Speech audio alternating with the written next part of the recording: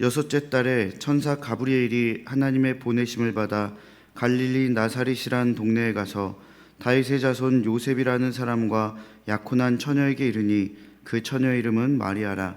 그에게 들어가 이르되 은혜를 받은 자여 평안할지어다. 주께서 너와 함께 하시도다 하니 처녀가 그 말을 듣고 놀라 이런 인사가 어찌함인가 생각하매 천사가 이르되 마리아여 무서워하지 말라. 내가 하나님께 은혜를 입었느니라. 보라 내가 잉태하여 아들을 낳으리니 그 이름을 예수라 하라. 그가 큰 자가 되고 지극히 높으신 이의 아들이라 일컬어질 것이요 또 하나님께서 그 조상 다윗의 왕위를 그에게 주시리니 영원히 야곱의 집을 왕으로 다스릴 것이며 그 나라가 무궁하리라. 마리아가 천사에게 말하되 나는 남자를 알지 못하니 어찌 일이 있으리이까. 천사가 대답하여 이르되 성령이 내게 임하시고 지극히 높으신 이의 능력이 너를 덮으시리니 이러므로 나실 바 거룩한 이는 하나님의 아들이라 일컬어지리라. 보라 내 친족 엘리사벳도 늙어서 아들을 배었느니라. 본래 임신하지 못한다고 알려진 이가 이미 6달이 되었나니 대저 하나님의 모든 말씀은 능하지 못하심이 없느니라. 마리아가 이르되 주의 여종이오니 말씀대로 내게 이루어지이다 하매 천사가 떠나가니라. 이때 마리아가 일어나 빨리 산골로 가서 유대 한 동네에 이르러 사가랴의 집에 들어가 엘리사벳에게 문안하니 엘리사벳이 마리아가 문안함을 들으매 아이가 복중에서 뛰노는지라. 엘리사벳이 성령의 충만함을 받아 큰 소리로 불러 이르되 여자 중에 내가 복이 있으며 내 태중의 아이도 복이 있도다. 내 주의 어머니가 내게 나아오니 이 어찌된 일인가. 보라 내 문안하는 소리가 내 귀에 들릴 때에 아이가 내 복중에서 기쁨으로 뛰놀았노라. 주께서 하신 말씀이 반드시 이루어지리라고 믿은 그 여자에게 복이 있도다. 아멘. 믿음을 갖는다라는 것은 정말 대단한 일이 아닐 수 없습니다. 믿음이라는 것은 개인의 역량과는 전혀 상관없이 믿음은 하나님께서 택한 자에게 주시는 하나님의 은혜의 선물이며 택함 받은 자는 보이지 않는 것을 본 것보다 믿음을 가지고 더 확신을 갖게 되지요. 그런데 이것은 믿음이 없는 자들과 상당한 마찰을 일으킬 수도 있으며 때론 현실에서 불어오는 시련의 바람을 그대로 맞닥뜨려야 하기에 믿음은 또한 상당한 용기가 필요합니다. 오늘 본문은 수태고지라고 불리는 장면입니다. 결혼도 하지 않고 또 남성과 잠자리를 갖지 않은 마리아에게 가브리엘 천사가 나타나 아기를 낳을 것이라고 예언하는 장면이지요. 우리는 오늘 본문에서 보여준 이 마리아의 믿음과 용기를 확인하게 될 것입니다. 그리고 그녀의 모습이 우리와 비슷하다라는 것을 발견하며 우리는 오늘 본문을 통해 위로를 얻고 은혜를 누리게 될 것입니다. 지금 마리아는 육신을 입으신 예수님을 만나지 못했습니다. 예수님이 누군지도 모릅니다. 하지만 그러한 그녀에게 천사 가브리엘은 예수님에 대한 메시지를 전해주지요. 예수님이 누구시며 무슨 일을 하실지에 대한 복음의 메시지입니다. 천사는 예수님의 정체에 대해 이렇게 이야기하지요. 보라 내가 잉태하여 아들을 낳으리니 그 이름을 예수라 하라. 그가 큰 자가 되고 지극히 높으신 이의 아들이라 일컬어질 것이요 주 하나님께서 그 조상 다윗의 왕위를 그에게 주시리니 영원히 야곱의 집을 왕으로 다스리실 것이며 그 나라가 무궁하리라. 천사는 지극히 높으신 이의 아들이신 예수를 이 마리아가 낳을 것이라고 말합니다. 옛적 고대 언어에서는 상대를 닮거나 굳게 믿으면 그 사람의 아들이라고 칭하는 경우가 있었다고 합니다. 하지만 지금 천사가 말하는 높으신 이의 아들 예수는 하나님을 닮거나 하나님을 따른다는 호칭을 넘어서는 그러한 분이시지요. 하나님께서 그 조상 다윗의 왕위를 그에게 주시리니 영원히 야곱의 집을 왕으로 다스리실 것이며 그 나라가 무궁하리라. 그분의 나라를 영원히 지속하기 위해 오시는 인간 이상의 분이심을 천사 가브리엘은 분명하게 이야기를 합니다. 천사는 또 성령이 내게 임하시고 지극히 높으신 이의 능력이 너를 덮으시리니 이러므로 나실 바 거룩한 이는 하나님의 아들이라 라고 그렇게 말합니다. 여러분, 이것이 얼마나 놀라운 일입니까? 하나님의 성품을 닮은 자가 태어난 것이 아니라 마리아 안에 하나님의 신성 자체가 물리적 형태로 잉태된다고 예고를 하고 있는 것입니다. 보이지 않는 허상이 아니라 실제로 존재하시는 하나님이 지금 마리아 안에 있다라는 것입니다. 믿을 수 없는 놀라운 발언을 천사가 하고 있습니다. 천사뿐만이 아닙니다. 마리아가 엘리사벳을 방문했을 때 그녀는 성령 충만하여 이렇게 이야기를 하죠. 내 주의 어머니가 내게 나아오니 이 어찌된 일인가. 다른 성경 번역본들을 보면 내 주님의 어머니께서 내게 오시다니, 그러니까 이러한 표현들로 번역이 되어 있습니다. 아직 마리아는 출산을 하지도 않았는데 엘리사벳은 마리아를 통해 태어날 아기가 영원하신 주 하나님이시라는 것을 지금 고백하고 있는 것입니다. 여러분, 히브리인에게 하나님은 만물 위에 만물보다 먼저 존재하신 영원한 창조주십니다. 그러니까 가히 우리가 상상할 수 없는 위대하고 높으신 분이죠.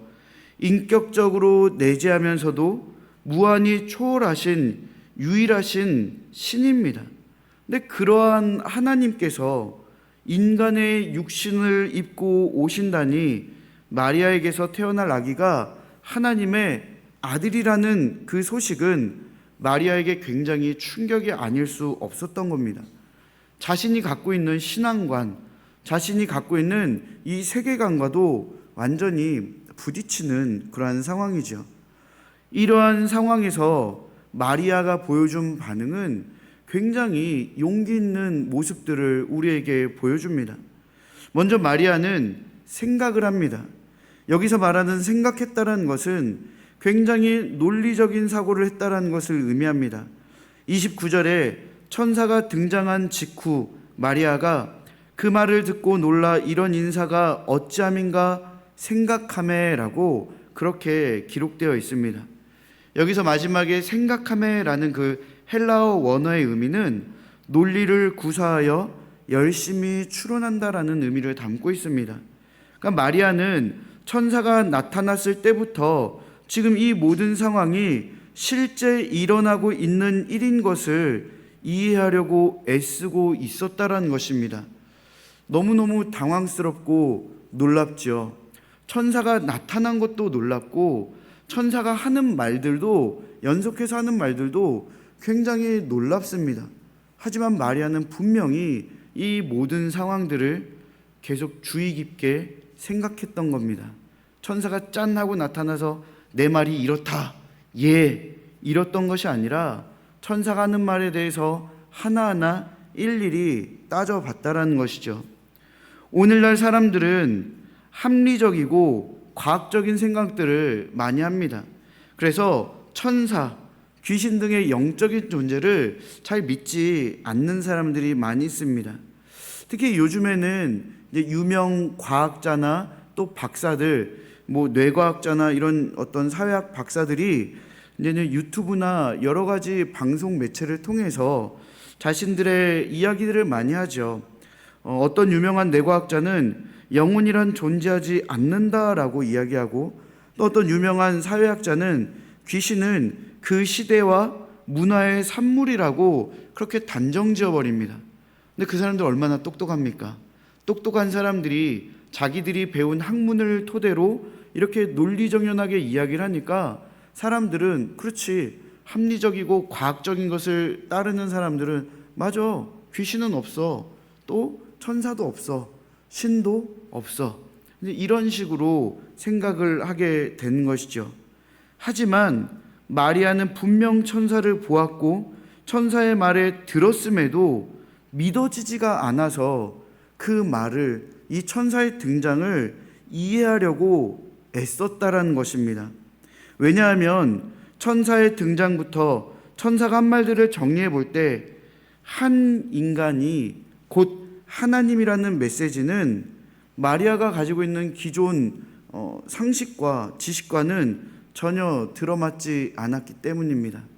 내가 가지고 있는 생각들, 내가 배웠던 모든 것들이 지금 이 천사가 나타나서 또한 하늘 말들을 통해 다 어그러지는 겁니다. 어떻게 하나님이 인간의 육신을 가지고 태어날까? 어떻게 그 하나님이 나라는 미천한 존재를 통해서 태어나게 될까? 그러니까 생각할 수밖에 없는 거죠. 오늘날 많은 사람들이 복음을 믿기 어려운 만큼 마리아도 그 나름대로 천사의 메시지가 너무나도 충격적이고 새로웠던 것입니다. 우리가 복음을 듣고 믿음을 갖기 어려운 것처럼 마리아에게도 복된 복음의 소식을 듣고도 믿기 어려웠던 것이죠. 그것도 아무런 별 볼 일 없는 가난한 소녀에게서 하나님의 아들이 태어난다는 것은 받아들이기 힘들었을 것입니다. 하지만 마리아는 그럼에도 불구하고 천사의 메시지를 이해하려고 노력하고 애썼습니다. 여러분, 마리아의 이러한 자세는 복음을 듣고도 믿음을 갖기 힘들어하는 우리에게 그래, 그러한 모습은 지극히 당연한 것이니 하나님의 부르심과 은혜를 더 이해하고 노력해봐라 라는 하나의 메시지를 통해 우리에게 위로를 주는 것 같습니다. 그러면서 마리아는 의심을 솔직하게 표현하는 모습을 보여줍니다. 가브리엘 천사에게 나는 남자를 알지 못하니 어찌 이 일이 있으리까 라고 그렇게 이야기를 하죠. 마리아도 인간이고 또한 어린 나이인데 천사가 눈앞에 나타나 말을 하고 있는데 어떻게 떨리지 않을 수 있겠습니까? 굉장히 두렵고 무섭겠지요. 하지만 그녀는 결코 어수룩한 사람이 아니었습니다. 말이 안 되는 것을 말이 안 된다라고 분명하게 이야기할 수 있는 그러한 용기가 있는 사람입니다. 왜냐하면 자신은 남성과 잠자리를 가져본 적이 없기 때문에 어떻게 이런 일이 일어나냐고 의문을 갖고 반문을 합니다. 근데 맞죠? 이 천사의 말에 당연히 이런 일이 일어난 적이 없는데 의문이 들 수밖에 없고 그에 대한 반문을 하는 것이 맞습니다. 여러분, 의심을 한다는 것은 결코 나쁜 것이 아닙니다. 의심에는 두 종류가 있습니다. 부정직한 의심과 정직한 의심입니다. 부정직한 의심은 교만하고 비겁합니다. 또한 경멸과 게으름을 표출하는 것입니다. 예를 들어 말도 안 되는 소리 하지 마. 내가 언제 그랬어? 뭐 이런 식의 의심. 이렇게 말하고 자리를 피해버리죠. 또는 어떤 사람이 무엇인가를 말할 때 그것을 너무나도 부정해버립니다. 근데 부정하는 이유에 대해서는 설명을 하지 않죠. 불가능하다는 것을 논리적으로 풀어서 설명하지 않고 억지를 씁니다. 생각하는 수고를 덜고 또한 피해버린 것이죠. 이런 것을 부정직한 의심이라고 이야기합니다. 반면에 정직한 의심이라는 것은 겸손함입니다. 무조건 벽을 쌓고 피해버리는 것이 아니라 질문으로 이어갑니다. 자신이 의심한 것을 질문으로 이어가죠. 마리아는 천사에게 솔직하게 자신의 의심을 물어봅니다. 이것은 천사의 답변에 따라 내 관점과 생각을 바꿀 수 있는 여지를 열어놓고 질문을 하는 것이죠. 처음부터 이 말이 얼토당토 않고 받아들이고 싶지 않았다면 결코 거기서 다시 한번 의심의 질문을 하지 않습니다. 하지만 마리아는 다시 한번 확인하고 싶었던 것이죠. 의심했고 천사의 답변에 따라 받아들일 준비가 된 것입니다. 그래서 정직한 의심은 믿음을 향해 열려있다라고 말할 수가 있는 것입니다. 하나님에 대해, 예수님에 대해, 성령님에 대해 의심하고 물어본 것은 당연히 물어본 것에 대한 답변을 듣고 충분히 생각을 바꾸고 믿음을 향해 나아갈 의지가 있다라는 것입니다. 여러분은 어떠십니까? 어떤 분들은 신앙생활을 함에 있어서 의심한 것이 굉장히 불경건하다고 생각하셔서 질문조차 하지 않으시는 분들이 있습니다. 또한 뭔가 자녀들이 또한 가르치는 자들이 이렇게 뭔가를 궁금해서 물어볼 때 그것을 그냥 막 의심하면 안 된다라는 식으로 둘러싸버리는 그러한 모습도 있죠. 예를 들어 성경에 여러 가지 난제들이 등장을 합니다. 그럼 당연히 우리는 그 난제에 대해서 의심하는 것이 맞습니다. 그 의심이 하나님을 거절하는 의심이 아닙니다. 오히려 그 난제를 통해 하나님의 말씀은 더욱 정확하고 분명하다라는 것, 거짓이 없다라는 것을 우리는 배우게 되고 확신하게 되는 것입니다.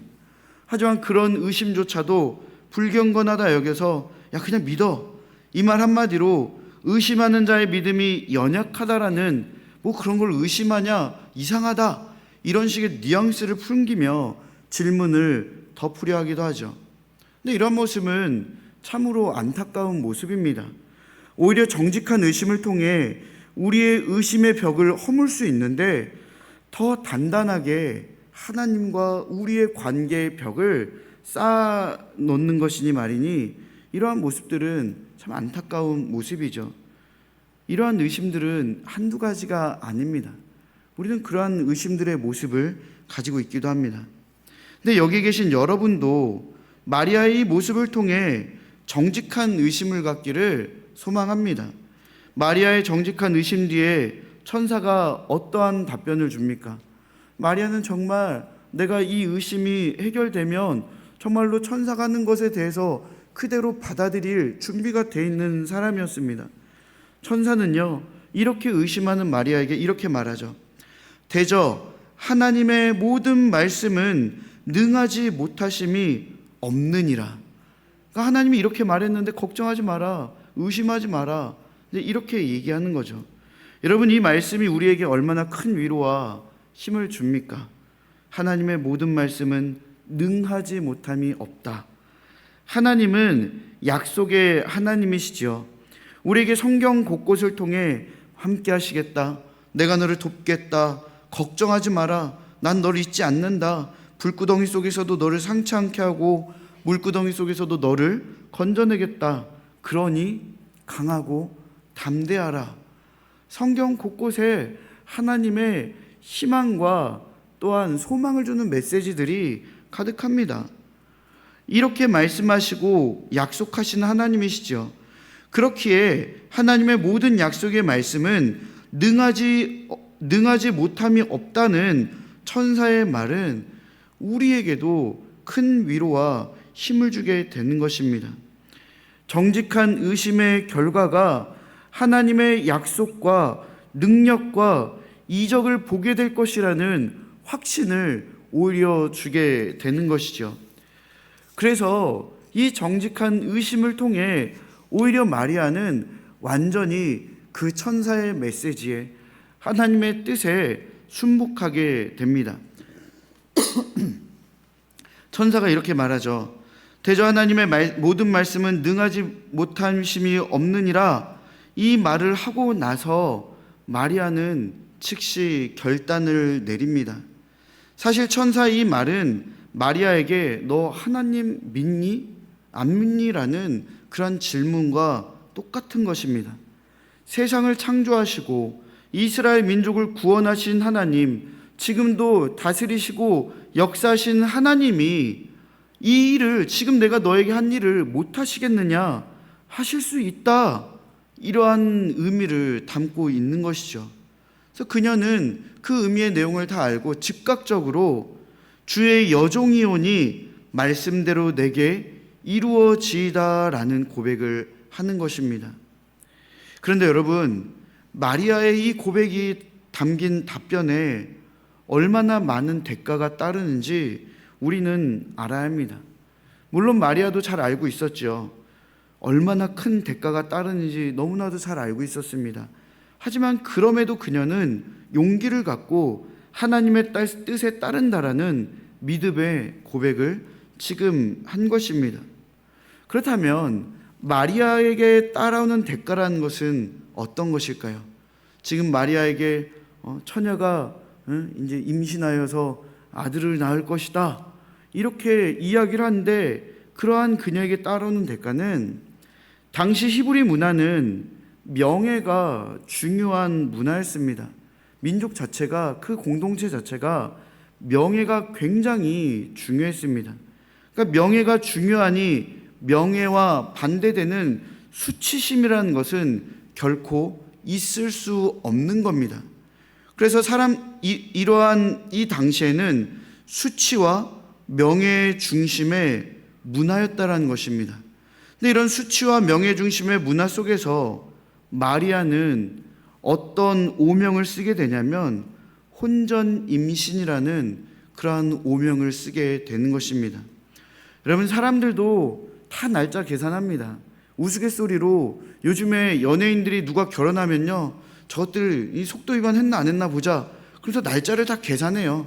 그러면 이제 어차피 그렇게 계산해서 다 들통날 거, 연예인들은요 임신 몇 개월, 결혼 선물, 이런 식의 기사를 같이 내지요. 그런데 여러분, 이곳의 문화는 다릅니다. 우리의 문화는 지금 많이 이런 것들이 익숙해졌다 할지라도 이 당시의 히브리 문화는요, 절대로 이게 일어나서는 안 되는 문화입니다. 두 사람이 결혼 전에 잠자리를 가졌거나 마리아가 정절을 저버렸다라고 사람들은 생각할 것입니다. 그렇다면 그것은 다 그 당시 문화 속에서 도덕적으로도 사회적으로도 또한 율법적으로도 규범에 어긋났던 것입니다.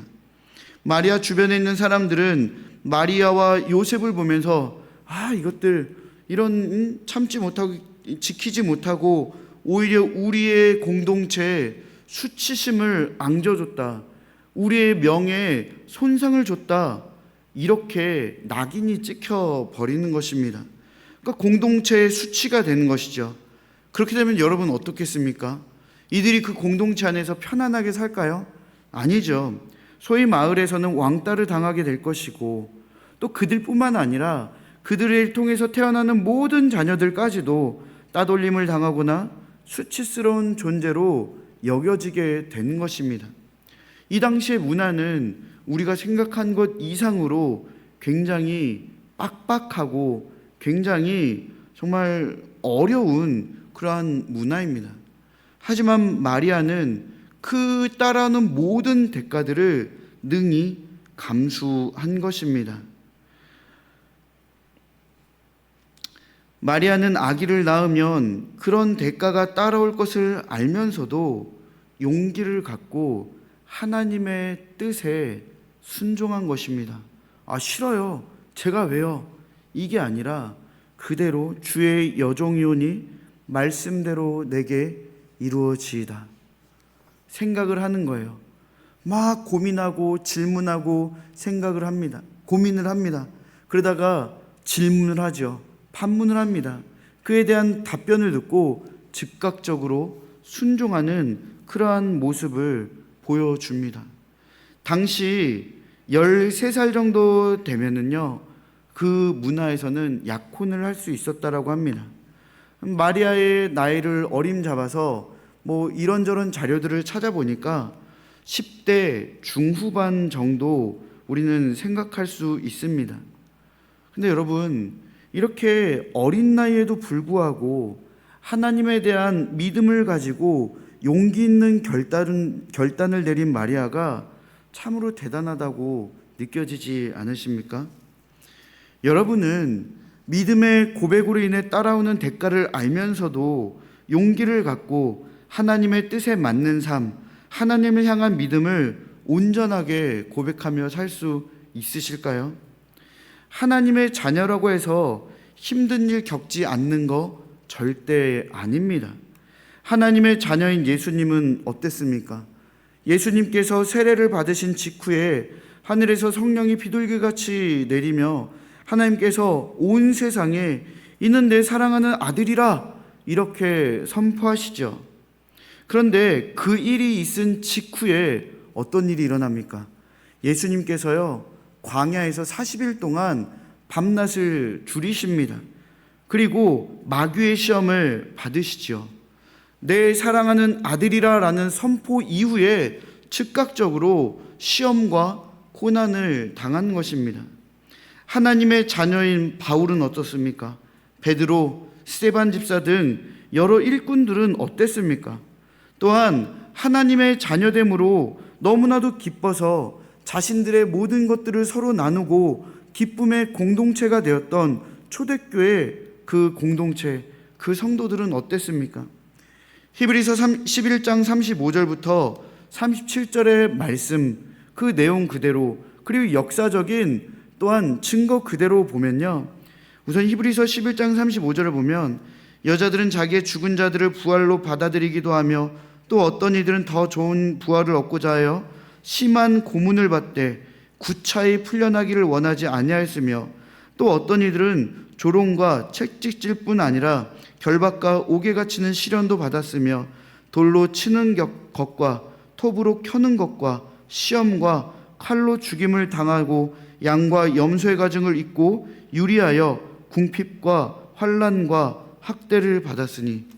여러분, 이것이 단지 성경에만 기록된 내용이 아니라 실제 역사적으로 로마가 이렇게 기독교인들을 괴롭혔다라는 증거이기도 합니다.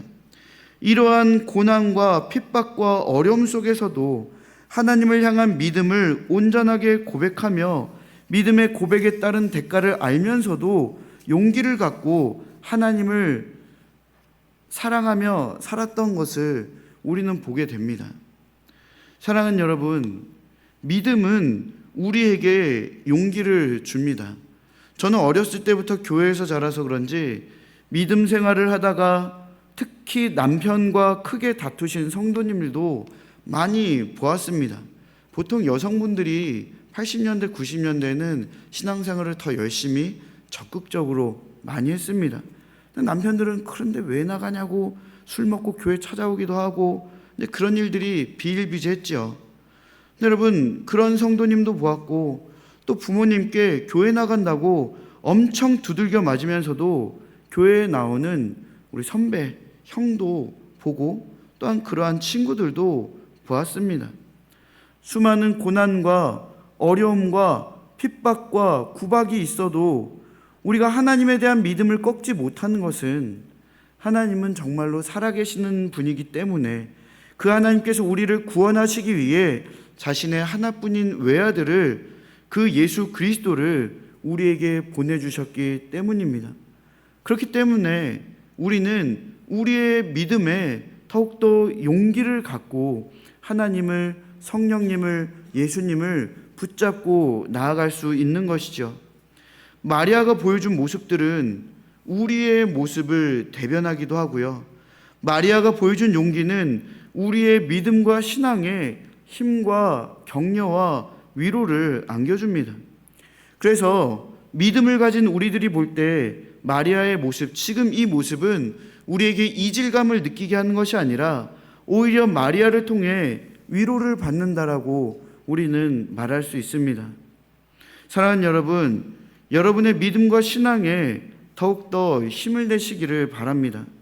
여러분의 믿음이 얼마나 귀중한 믿음이며 믿음을 위한 여러분의 용기가 하나님을 얼마나 기쁘게 하실지 기대하며 여러분 스스로 부끄러워하지 말고 주님을 향해 여러분의 얼굴을 들어보십시오. 하나님이 웃으면서 여러분을 바라보실 것입니다. 하나님이 여러분의 모습을 보면서 흡족해 하시고 기뻐하시는 것을 보게 될 것입니다. 그리고 마리아가 마지막으로 보여준 모습을 생각해 보며 우리도 마리아와 같이 믿음의 공동체를 온전히 이루어 나가기를 소망합니다. 오늘 본문에서 마리아는 혼자만의 믿음과 신앙을 보여주지 않습니다. 그녀 곁에 이 믿음과 신앙에 힘을 주는 사람이 누구였습니까? 바로 엘리사벳입니다.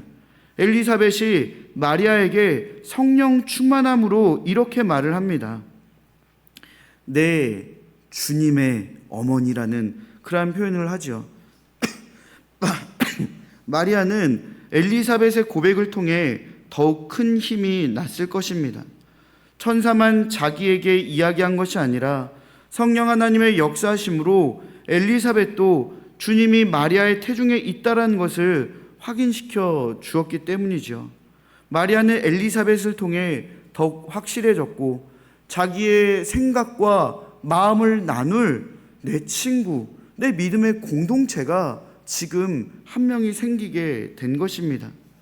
우리는 마리아처럼 믿음과 신앙에 대해 열심히 생각하고 솔직하게 의심하고 그러면서 완전히 순복하는 그런 믿음의 자세를 가져야 합니다. 그러면서 우리는 혼자 신앙생활을 하기보다 믿음의 동역자들과 함께 신앙생활을 할 때 더욱 힘이 난다라는 것을 오늘 이 본문을 통해 우리는 배울 수 있습니다. 사랑하는 여러분, 절대로 혼자 신앙생활을 하지 마십시오. 옆에 예수 그리스도와 연합하여 하나 된 형제 자매가 있습니다. 우리 중에는 자신의 고민들을 다른 이에게 알리지 않으려 하는 사람들도 더러 있습니다. 특히 아플 때 이게 뭔 좋은 얘기라고 알려, 또는 나에게 큰 문제가 생겼을 때 그냥 혼자 이 문제를 해결할 때까지 기다립니다. 하지만 우리 옆에 있는 우리의 신앙의 공동체는 이 일을 해결해 줄 수는 없지만 마음을 함께 나눌 수는 있습니다. 그것이 바로 한몸된 믿음의 공동체라는 것입니다. 마리아가 혼전 임신으로, 쉽게 말하면 사람들이 볼 때는 혼전 임신으로 아기를 지금 낳게 되는 것입니다. 그런데 그러함 속에서, 이 말 못할 고민 속에서 이 마리아를 이해하고 마리아에게 격려를 주고 힘을 줬던 것이 누굽니까? 엘리사벳입니다. 성령의 충만함을 받은 자, 하나님의 그 말씀을 예언한 자, 그 엘리사벳이 마리아의 하나의 믿음의 공동체였던 것이죠. 여러분에게도 그러한 믿음의 공동체가 바로 옆에 있습니다.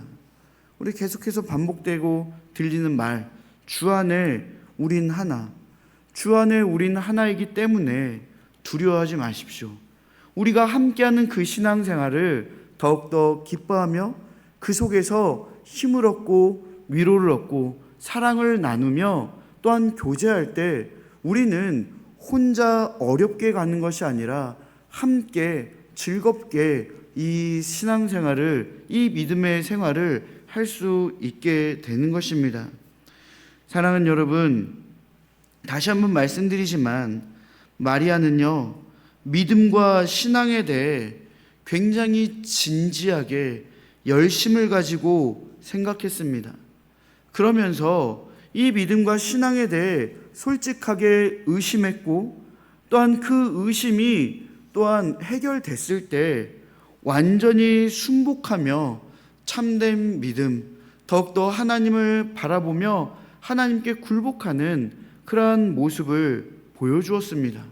또한 그것뿐만이 아니라 이 마리아는 홀로 믿음과 신앙에 대한 그러한 삶을 살아가는 것이 아니라 한 공동체를 이루어 자신의 믿음과 신앙을 더욱더 아름답게 가꾸어 나갔습니다. 여기 있는 모든 분들이 마리아의 이 과정을 다 겪으셨으리라 생각이 듭니다. 여러분들도 분명 하나님에 대한, 이 예수님에 대한 믿음을 갖기 전에 많은 고민들을 했을 것입니다. 또한 오랜 시간 동안 의심하고, 그러니까 긍정적인 의심이죠. 의심하고 해결받고, 하나님이 정말로 살아계시구나, 하나님에 대해서 더 확신을 갖게 되고, 여러분의 그 믿음이 어렵고 힘든 환난 속에서도 하나님이 나와 함께한다라는 그런 믿음의 고백으로 하나님께 다 내려놓고 순복하는 신앙을 갖게 되셨을 것입니다. 뿐만 아니라 옆에 우리의 믿음의 공동체가 함께 하고 있죠. 여러분 어떻습니까? 마리아의 모습이 우리에게 위로와 힘과 격려를 주지 않습니까? 마리아뿐만 아니라 여러분에게도 예수님이 찾아오셨습니다. 마리아는 예수님을 잉태하여 낳았지만 예수님은 여러분 안에 찾아와 여러분과 함께 하시며 영원토록 여러분과 즐거워 하실 것입니다. 그러니 사랑하는 여러분, 마리아가 용기를 갖고 이 세상 가운데 믿음과 신앙을 이어간 것처럼 여러분도 예수 그리스도께서 여러분과 함께 하신다라는 믿음의 확신을 가지고 용기를 갖고 이 세상 가운데 참된 믿음과 신앙을 가지고 즐겁고 행복하게 신앙생활을 이루어가는 여러분과 제가 되기를 간절히 바라고 소망합니다. 하나님이 우리와 함께 하십니다.